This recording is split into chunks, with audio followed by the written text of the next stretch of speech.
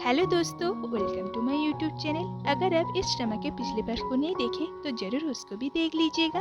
तो चलिए बिना किसी देरी के वीडियो को स्टार्ट करते हैं। फ्लैशबैक में हमें 1 साल पहले उस दिन को दिखाया जाता है जब लैन की एक्सीडेंट हुआ था। उस दिन लैन और इयन प्रोफेसर सॉन्ग के घर में जा रहे थे तो कुछ देर चलाने के बाद वो दोनों नोटिस करते हैं बहुत देर से उनका पीछा कर रहा है और दिखाया जाता है कि उस गाड़ी का ड्राइवर तक वो बार बार इनके कार को हिट करता है। तो लैन उससे बचने के लिए गाड़ी तेज चलाता है। कुछ देर बाद वो गाड़ी उन्हें नहीं थी। उन दोनों को लगता है कि वो गाड़ी शायद अब उनका पीछा नहीं करेगी, लेकिन उनको क्या पता था कि वो गाड़ी उनकी साइड से आके उनकी गाड़ी को हिट करेगा और लैन की गाड़ी का वहीं पे एक्सीडेंट हो जाता है। बहुत सारे के बाद उन दोनों को पता चलता है कि वो दोनों एक वेयर हाउस में एक पोल के साथ बंधे हुए हैं। उनके हाथ के साथ साथ उनकी आंखों में भी पट्टी बंधे हुए थे। ये तो डर की मारी रोने लगती है और लैन उसे शांत करने की कोशिश करता है और लैन उसके लिए गाना भी गाता है और वो इतना खराब था कि इयन ये सुन के हंस देती है। तभी उस वेयर हाउस में जुआन आता है हाथ में चाकू लेके। तो जुआन इयन के हाथ के रस्सी काट देता है। तो बहुत ही डरी हुई थी तो वो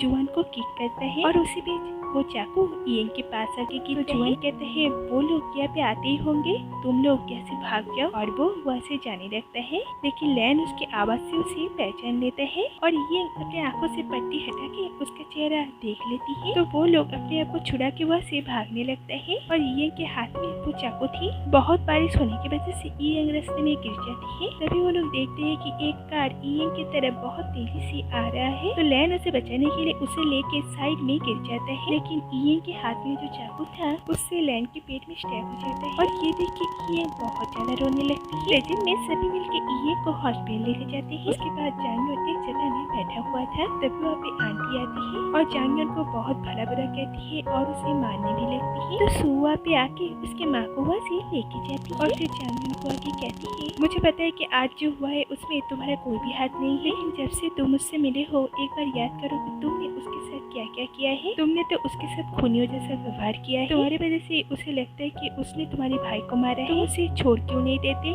अभी भी तुम यहाँ पे क्यों हो? तुम चले क्यों नहीं जाते? जांगयोन कहते प्लीज एक बार उसके चेहरा देखने दो, फिर मैं यहाँ से चला जाऊंगा।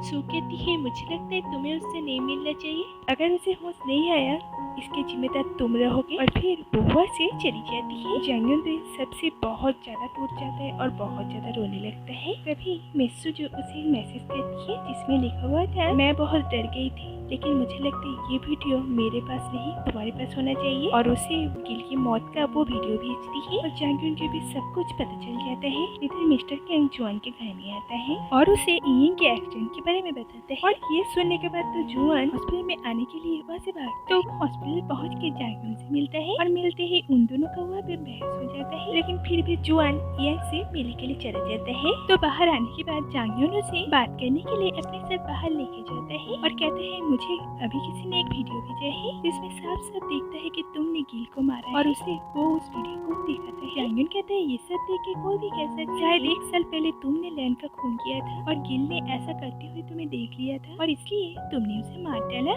यही सच है ना? जुआन कहते हैं मैंने किसी को नहीं मारा, गिल को भी मैं नहीं मारना चाहता, पर वो हम दोनों की लड़ाई में फिसल के गिर गया और उसकी मौत हो गई। जुआन कहते हैं पता है मुझे सबसे ज्यादा बुरा क्या लगता है? मुझे पता है कि तुम बहुत कुछ जानते हो पर तुम कुछ भी नहीं कह रहे हो। मुझे बता दो ना कि लैन को किसने मारा था। बस तुम्हारे चुप रहने की वजह से एक निर्दोष लड़की की आज ऐसी हालत हो गई। जुआन कहते हैं मैंने कितनी बार कहा कि मुझे कुछ भी नहीं पता। असल में बात ये है कि तुम मेरी बात मानना ही नहीं चाहती। अगर मैंने कुछ भी नहीं देखा तो मैं क्या बताऊंगा। और फिर वो वहाँ से चला जाता है। इधर मिसियन एक ऑनलाइन फोरम देखती है जिसमें लिखा हुआ था जुआन ने गिल का खून किया है, मैंने अपनी आंखों से देखा है और ये पोस्ट किया था योडा ने। तो ये देखने के बाद वो जुआन से मिलने के लिए जाती और कहती है क्या तुमने ऑनलाइन फोरम देखा? तुम ये सब बातों में ध्यान मत दो, तुम चाहो तो आज प्रैक्टिस के लिए सबको मना कर दो। जुआन कहते हैं नहीं आज प्रैक्टिस होगा। इधर सभी म्यूजिशियन मिल के मीटिंग करते हैं जिसमें सभी का बस एक ही सवाल है कि ऑनलाइन की ये पोस्ट सही है कि नहीं। उसके बाद जुआन वहाँ पे आता है और मिस हायंग से पूछता है आप लोग यहाँ पे क्या कर रहे हैं, क्या आज प्रैक्टिस नहीं कर? तो मिस हायंग कहती है ऑनलाइन की उस पोस्ट को देख के सभी बहुत परेशान है। तो उसके बाद जोई उससे पूछ ही लेता है कि क्या आपने गिल का खून किया है, क्योंकि ऑनलाइन की इस पोस्ट में तो यही बताया जा रहा है। तो जुआन कहते हैं इस बातों का कोई सेंस नहीं। 15 मिनट के अंदर प्रैक्टिस शुरू हो, प्रैक्टिस में आना या ना आना आप लोगों की मर्जी। अगर नहीं आए तो उसका एक रीजन बताना होगा। मैं प्रैक्टिस हॉल की तरफ जा रहा हूँ, अगर आप लोगों को आना है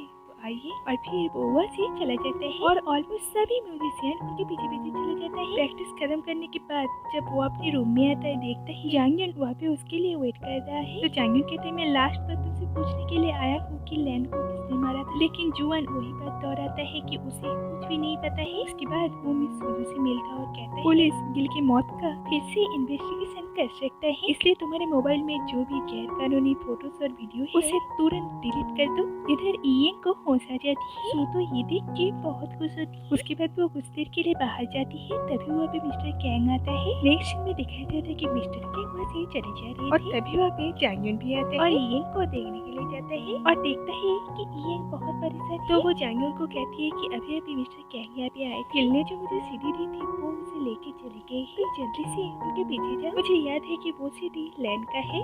तो जांगयन ये सुनने के बाद मिस्टर कैंग को ढूंढने के लिए जाता है। इधर मिस्टर कैंग उस सीढ़ी और उसके बॉक्स पे बहुत ढूंढते हैं पर उन्हें उसमें कुछ भी नहीं मिलता है। तो वो उस सीढ़ी को तोड़ के वहीं पे फेंक देता है और जांगयन को वहाँ पे देखते ही वहाँ से चला जाता है। तो जांगयन मिस्टर कैंग के पीछे भागता है, लेकिन वो उन्हें नहीं पकड़ पाता, लेकिन उसे वो सीढ़ी मिल जाते हैं जो कि अभी कोई काम का नहीं रहा। तो वो उसे लेके इयेन से मिलने के लिए आता है। देखता है कि इयेन की हालत बहुत खराब है, इसलिए वो और अंदर नहीं जाता। इधर मिस्टर कैंग मिस जॉय से मिलता है। तो उन्हें इतना परेशान देख के मिस जॉय को उन पर शक होता है और वो कहती है तुमने तो कहीं लैंड का खुद नहीं किया है ना, नहीं तो सारे लोग तुम्हारे पीछे क्यों पड़े हुए हैं? तो मिस्टर कैंग कहते अभी ये सब बातें इम्पोर्टेंट नहीं है, बस मिस यून को ये सारा सिचुएशन संभालने के लिए कहो और कहो कि अगर आगे कुछ भी होता है वो सारी इल्जाम अपने सर ले ले। उसके बाद मिस जॉय मिस यून से मिलने के लिए जाती है और कहती है मुझे तुम अकाउंट की सारी पेपर्स ला के दो और तुम कहीं दूर कुछ दिन के लिए चले। तो मिस यून कहती है पर मैं छुट्टी में क्यों जाऊँ? तो मिस जॉय कहती है देखो मैं साफ साफ बात कर, अगर आगे ऑर्केस्ट्रा में कुछ भी गड़बड़ होता है तो मुझे और मिस्टर कैंग को तो कुछ भी नहीं होगा, पर तुम्हें शायद सजा हो सकती है और शायद तुम्हें 1 साल की जेल हो और जेल से निकलते ही मैं तुम्हें प्रेसिडेंट की पोस्ट दे दूंगी, इसलिए कल तक मुझे सोच के बताना। अपना मुंह बंद रखूंगी तो तुम्हारा ही फायदा है। मतलब कि वो मिस यून को ही बलि का बकरा बनाना चाहती है और ये बात मिस यून भी बहुत अच्छे से समझ जाती है। इधर जेनी इयेन से मिलने के लिए आती है। तो इयेन उसे कहती है कि क्या तुम जांगयन को जाके कह सकते हो कि मैं उससे मिलना चाहता हूँ, क्योंकि मेरा फोन मेरे बहन के और आंटी उसे यहाँ पे आने नहीं देगा। तो जेनी भी ऐसा ही करती है और इयेन को बाहर लेके जाती है ताकि जांगयन से वो बात कर सके। तो वो कहती है